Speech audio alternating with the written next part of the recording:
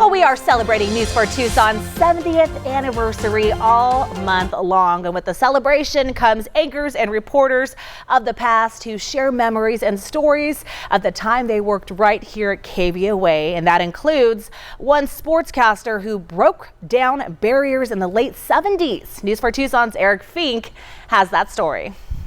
With a unique style all his own, this KVOA Hall of Famer made history. But while his time in Tucson was historic, it wasn't always welcome. 56,447, and then I'll be back tomorrow to watch Tommy John against Ed Figueroa. It was 1978. The Yankees won their 22nd World Series. Terry Bradshaw led the Steelers to a Super Bowl title. And in the summer of that year, Phoenix native Ron Brooks came south to begin a tenure in Tucson television. I was told as soon as I got there, do not be bragging on Arizona State and the Sun Devils. This is Wildcat country. When he started at KVOA, Ron became the first full-time black sports anchor in Arizona. And as he recalls, Wildcat country was mostly supportive and accepting. But Ron remembers the few times the calls were both hurtful and crossed a line. I had a couple of times people would call up and threaten my life just because I was black. I had one guy call up, he says, I'm going to kill you. They used the N-word.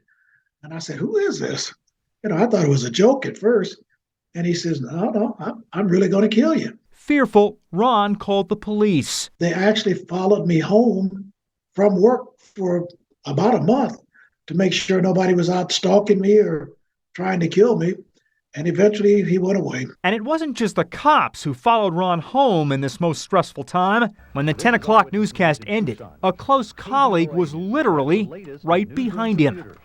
It will be well below freezing for highs a little farther south, although the western United States, for the most part, is going to be sunny. The weatherman who worked at Channel 4 at the time, who was Michael Goodrich, a very popular weatherman and a good friend of mine, he actually followed me home as well. And he was a pistol-packing weatherman, and he wanted to make sure nothing happened to me.